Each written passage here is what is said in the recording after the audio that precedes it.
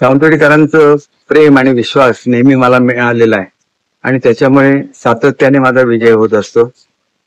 मागच्या वेळेची लढाई तर अधिक कठीण होती, कारण ती सेना विरुद्ध बीजेपी अशी लढाई होती. 2 वेळा अशी झाली. आता तर सेना आणि बीजेपी एकत्र आहे आणि सावंतवाडीकरांचा विश्वास आहे. अनेक रेकॉर्ड हे सावंतवाडीच्या जनतेने बनवलेले आहेत. सावंतवाडीमध्ये सतत 2 पेक्षा अधिक काळ कोणी निवडून येत नाही, असा जो एक लोकांच्या मनामध्ये समज होता, तो या निमित्ताने 3ऱ्या वेळा जिंकून तो त्या ठिकाणी एक रेकॉर्ड झालेला होता. आणि सिंधुदुर्गमध्ये सतत 4 वेळा निवडून येणं ही सुद्धा एक वेगळी कामगिरी आहे आणि जी केवळ सावंतवाडीतील जनतेच्या प्रेमामुळे पार पाडणे शक्य आहे, याची मला जाणीव आहे. पुढच्या काळामध्ये अधिक काळ आपल्या या लोकांबरोबर भेटायला मिळावं याच्यासाठी कोकणातली काही कारण मुख्यमंत्री स्वतः आले होते.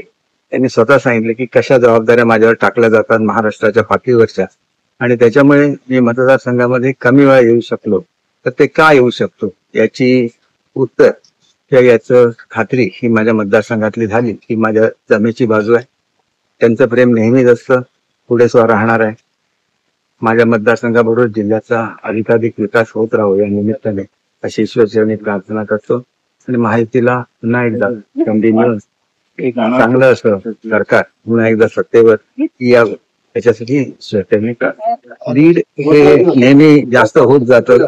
यावेळेला ते लोकसभेपेक्षा अधिक, कारण मागच्या वेळेस लोकसभेला मिळालेल्या मतांपेक्षा अधिक मताधिक्य हे मला मिळालेलं होतं. तसंच ते यावेळेला सुद्धा मिळेल याची मला खात्री आहे. आणि हे सगळे लोकांमुळे शक्य होतं. जनतेचं प्रेम, जनतेचा विश्वास, त्याच्यामुळे निश्चितपणे हे यश पुन्हा एकदा प्राप्त होईल आणि चांगलं मताधिक्य मिळेल. किती मताधिक्य मिळेल हे सांगणं म्हणजे गर्व करण्यासारखं.